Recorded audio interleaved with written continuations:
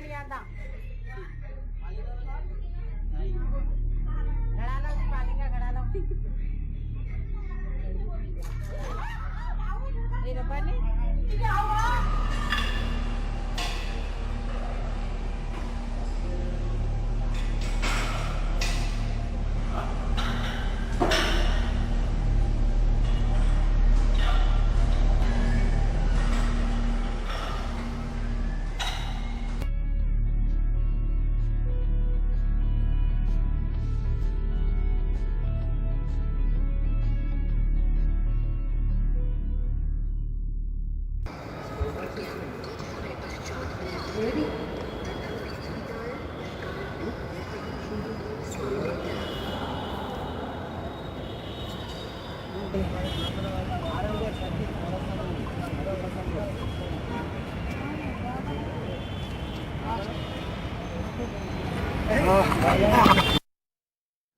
Good evening, ladies and gentlemen.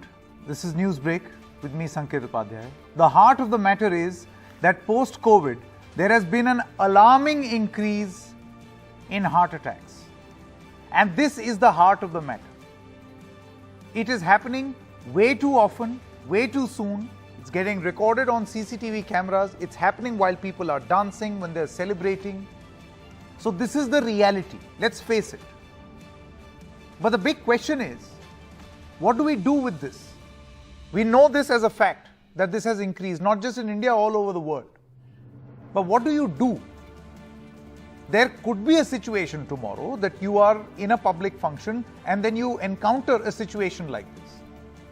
Then what can you do? Can you make some intervention that can be life-saving? So on this program, cardiac arrest, heart of the matter, what we want to say is, arm yourself with information. And we'll be speaking to two doctors who will tell us exactly what to do if we are caught in a situation like this. Also on the show, in just a short moment, we'll get you all the latest surprises that you must watch out for as the Northeast election result comes out tomorrow.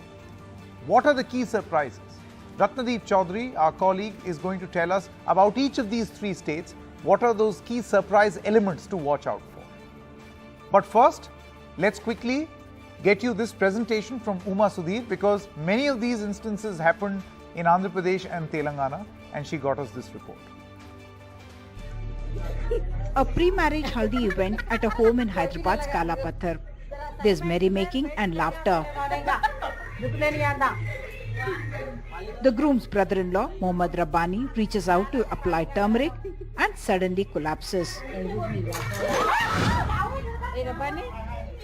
At a gym in Hyderabad's Boinpalli, 24-year-old constable Vaidi Vishal was working out when he suddenly collapsed and died.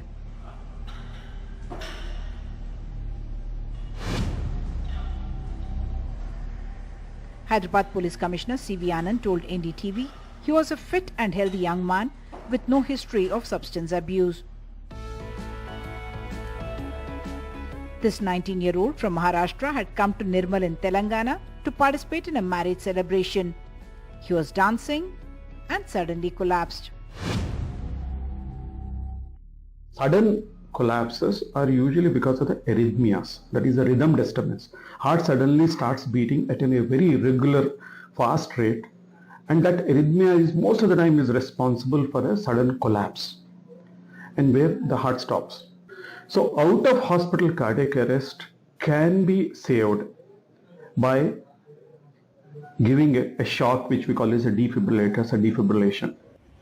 At Hyderabad's Aramghar Junction, 42-year-old Balu had just got off a bus and collapsed.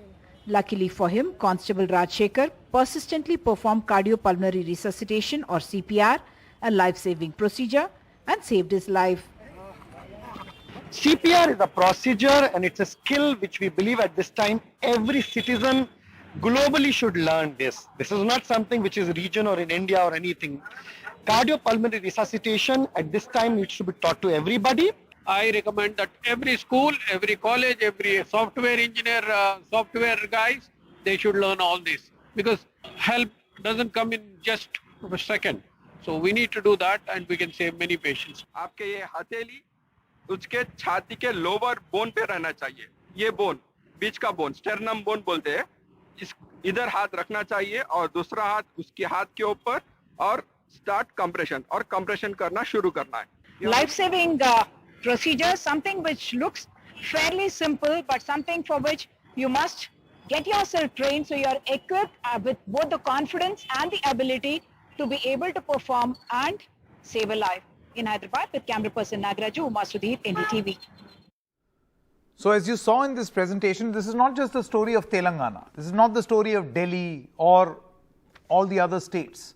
It's happening all over the country, it's happening all over the world, and doctors say that this is the right time for all of us to change into lifesavers. How can we do that? Remember, don't shrug this story off as if it is not important. This can happen in your life too, while you are in a function. So what can you do in a situation like this? Let's arm ourselves with information. Dr. Sameer Gupta is the Director of Interventional Cardiology, Metro Group of Hospitals. We also have Rajneesh Kapoor, Vice Chairman of Interventional Cardiology at the Medanta Hospital. Thank you very much, Dr. Gupta. I want to begin with you first. Let's imagine that there is a situation, hypothetical. It's not so hypothetical these days, but still. If there were to be a cardiac arrest case as we speak right now, what can a layman or people gathered there do apart from calling medical help? I think, Sanket, first of all, let me congratulate you on taking this very important topic. I know normally everybody talks about let's try and prevent heart disease, why is this happening? But today we're actually looking at something like what do you do in terms of an emergency? Now, when somebody collapses in front of you, right, if somebody faints, the first and foremost thing you do is you call for help, right? You call your friend, you call your ambulance, you call somebody for help, and the next thing you do is you go and see if the person is conscious. You basically start the CPR protocol, if I was to say that. CPR stands for cardiopulmonary resuscitation. Cardio means heart, pulmonary means lungs, and resuscitation means do the work of the heart and lungs, because we would take it that the person is not breathing, he's basically lying dead. You check the pulse. If there is no pulse, if the person is unconscious, not responding, you check a pulse. You can check the pulse in the neck. You can check a pulse in the arm, at the wrist, called the radial pulse or the carotid pulse. And if there's no pulse, the person is not breathing, he's unconscious, you have to start CPR, where you take your hands and you put it on the chest. Like you showed in that video, there's a particular protocol to do that, to basically do the work of the heart, because the heart, in a sense, is not beating, and the person is dead. So you start CPR. Okay. Rajneesh Kapoor, what will your advice be? First of all, do you feel that there has to be a massive familiarity drive? For instance, take a look at this footage. Just a short while ago, we saw a man collapsing in a gym. Now, many of these incidents are happening in the gym when, you know, a person's body is pumped up, you are doing heavy exercise, or when you're playing a sport, like in this case at the badminton court. And we see that a lot of people are standing there. Now, instead of standing and waiting for the medical help to arrive, see, you can't expect a cop who is trained to perform CPR to be available everywhere. Then? Yeah. So thanks, Saket. I'm absolutely pleased that this topic is raised and we are raising the pitch so that awareness should reach everyone. We have tried a lot to give all the lectures of CPRs in all public forums, but still this is the best medium. So if I give you a data, very small line, that 60 to 80% of sudden cardiac arrests are actually witnessed by somebody. But then only 10% of these cardiac arrests are given appropriate resuscitative measures. So 70% or 80% of cardiac arrests which are witnessed, nobody is not doing anything. So this is a huge statement actually. So like your pictures are showing that there are persons surrounding the victim, but nobody is coming forward. So rules are very simple. I think it has been already talked about that CPR, like this person in your picture is giving a CPR. So I think this is a life-saving modality, life-saving technique, which can actually salvage a life. So one should start the CPR immediately after noticing, as Dr. Sameer just mentioned, you should check out the pulse and the breathing just But Mr. Kapoor, at the nostrils. Mr. Kapoor, if I may, you see, not everybody is qualified or trained to be able to perform a CPR. I may have the best of intentions, but if I don't perform it properly or I press a bit too hard, if I do not ensure that a person is well seated or the clothes are, where exactly to perform, how much pressure to put. So we That's can, a we can huge all concern. talk about. Yes, it is. It is. So one, after established, the patient has collapsed, somebody has collapsed, you check out on pulse. There is no pulse and nostrils, there is no breathing. Your immediate next step should be put the patient on a hard surface, be it floor. Floor is preferable. Put the patient on floor and then get on the top of the patient like this and get your fists interlaced. So then start pressing on the mid of the sternum. The force should be quite considerable. So don't worry about the force, because if it is not done forcefully, this is an inadequate CPR. It has to be appropriate, precise CPR, and it should be a good force. Even at the risk of breaking someone's ribs. Absolutely. So normally it is said that a good CPR is the CPR where some ribs get fractured. So don't worry, we are losing a life. If at all it can be salvaged, it has to be with a proper good downward force over the chest. Now this is, if you compare it with dummy is a plastic. Now the person's rib cage is quite resistive to the force applied. So you have to press it down so that it goes at least 3 centimeters down. It has to be forceful. And don't worry about fracturing the ribs, even if the ribs are fractured, but we salvage or patient save a life. Person starts breathing. I think that's the best part. At least we are saving a life. That's a very fractured important ribs can. Yeah, Dr. Kapoor, that's a very important point that you're making. Dr. Gupta, now let's come to who can perform this CPR exercise. You see, a proper training is required. We've known the process. Do you feel that right now there should be, perhaps efforts in schools and colleges at every level to churn out more and more people who can perform this? Instead of just providing this training, skilled training to just, relief operation like, for instance, the NDRF team or the police or the cops. I think that's you feel it should be done at the college level, at the school level? I think this is an activity which is there for the community. I think everybody, every citizen, every human, if I was to say that, should know CPR, because whenever somebody is using it, like Dr. Kapoor said, 60 to 80% of these events are witnessed events. And when you're going to witness it, you're going to witness it at your workplace, at your home, in a bus, in an airplane. So, you'll be in an environment where you will witness it, and you'll probably be surrounded by people you know. So everybody should learn CPR, and to make it for a community, I think it has to be taught in different levels, right? I mean, right from school. In many countries across Europe, CPR is a training which is started for senior students. 9th, 10th, 11th, 12th class students, they start learning CPR. It should be taught in corporate offices. It should be taught in in various like the police and the first responders. So I have personally gone and taught CPR to CRPF commandos. So, I think it's an essential thing. Everybody should learn it. And there is no wrong CPR, right? I mean, people will say, I don't want to do CPR on this person because I don't know the correct way.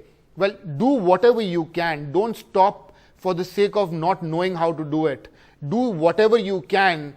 At least give it a shot. It may work. What you may think is not right, maybe it is right. Yeah. So please go ahead and do CPR. If the person is unconscious, doesn't have a pulse, is not breathing, that person should get CPR. And like Dr. Kapoor said, don't worry about the ribs. Don't worry about anything. We will deal with the broken ribs at a later date. The person has to be alive for the ribs to heal. And do you feel, Dr. Kapoor, that this is the criminal delay in that initial period is what is the difference between life and death?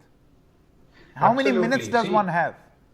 So we need to understand one thing very clearly. If the person has collapsed like this, it's a matter of only 2 to 3 minutes. See what happens, your person's heart has totally stopped.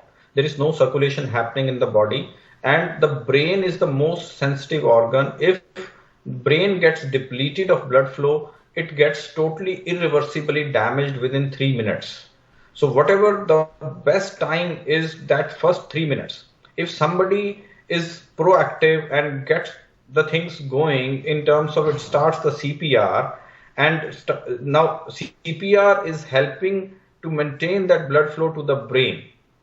And in the meantime, now somebody has started CPR. It's not likely that the response will come in all the patients in next few minutes. It may not be. It may be a exhaustive thing for the person. So if somebody has started CPR, he should continue as much as he can and then look for help. If another guy, he should call that now you do, and side by side, there are other things to be done. If the patient is waking up, like in one of your figures, the patient gets conscious. So that is a best thing, best outcome scenario. But in other cases, call for ambulance and look for help who can change hands, because it's going to be a fatiguing event for one who is doing it after 5 minutes. But then it is also said very clearly that we should not stop CPR for 15 to 20 minutes before really calling it off if the person is not waking up. Still, somebody has a chance. We have done very aggressive CPRs and got the life back even after 20 to 25 minutes of CPR. One more thing which I would like to add, I'm not sure whether I'll get time beyond this. Now, AEDs. AEDs are very small devices, automated external defibrillators. All public places, it should be a norm that they should be equipped with AEDs, whether it is cinema halls, whether all airports. Now I see that airports are equipped with AEDs. All schools should be equipped with AEDs too. Now, if somebody starts a CPR and AED is available in the vicinity, the next step is one should deliver the shock over the chest. Now, all these things are not very complex. They are pretty simple and pretty simple to use. If all schools make a norm that there should be lectures of CPR given by doctors to all classes, why not? It's a very simple thing. I think these are now really valuable suggestion. Thank you very much. I've run out of time, Dr. Kapoor as well as Dr. Gupta. But with the promise to return and continue to highlight this issue over and over again till such time that people do feel the need to learn CPR training and learn the process of a CPR themselves, because this can be life-saving. A person who suffers a heart attack only has those 3 minutes, as Dr. Kapoor just mentioned.